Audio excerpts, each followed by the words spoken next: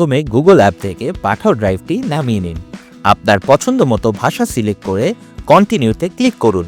Next বাটনে click করে আপনি নতুন জয়েনার হলে রেজিস্টার নাও বাটনে ক্লিক করুন। আপনার নাম্বারটি দিয়ে পরবর্তীতে ক্লিক করুন। আপনার শহর নির্ধারণ করুন। আপনি যে সার্ভিসটি দিয়ে রাইড শেয়ারিং করতে চান সেটি সিলেক্ট করুন। আপনার নির্ধারিত ফোন নাম্বারে ভেরিফিকেশন কোড গিয়েছে তা অটোমেটিক্যালি ফিল আপ হয়ে যাবে। আপনার ব্যক্তিগত ইনফরমেশন প্রদান করে পরবর্তীতে ক্লিক করুন।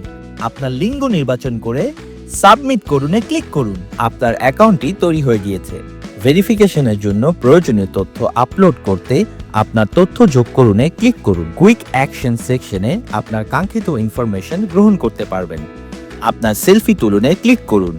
সংরক্ষণ করুনে ক্লিক করুন। বুঝতে পেরেছিতে ক্লিক করুন।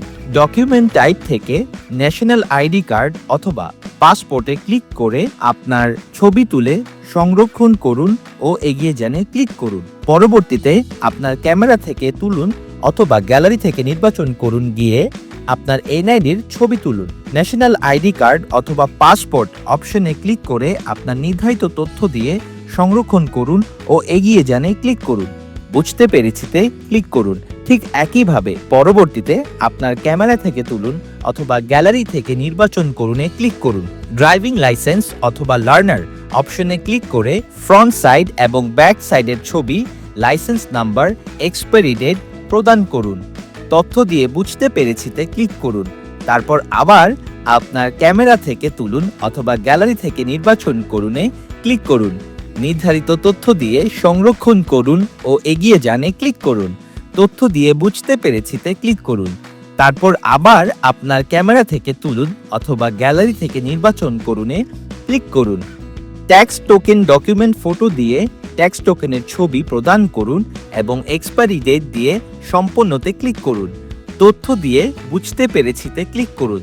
তারপর আবার আপনার ক্যামেরা থেকে তুলুন অথবা গ্যালারি থেকে নির্বাচন করুনে ক্লিক করুন। সব ডকুমেন্টের ছবি আপলোড করে সম্পূর্ণতে ক্লিক করুন। তথ্য দিয়ে বুঝতে পেরেছিতে ক্লিক করুন। প্রয়োজন থাকলে আরও তথ্য যোগ করুনে ক্লিক করুন। তারপর আপনার ডকুমেন্টটি রিভিউ করে দেখা হবে। ভেরিফাই হলে আপনার কাছে পুশ নোটিফিকেশন চলে যাবে। আপনি চাইলে ইনবক্সও চেক করতে পারবেন। আবার আপনি আপনার ডিটেলসও দেখতে পারবেন। অফলাইন লেখাটি ডানে ক্লিক করে অনলাইনও হয়ে যেতে পারবেন। ব্যাস, সম্পূর্ণ হয়ে গেল যেখানেই বসেই সেলফ জয়নিং।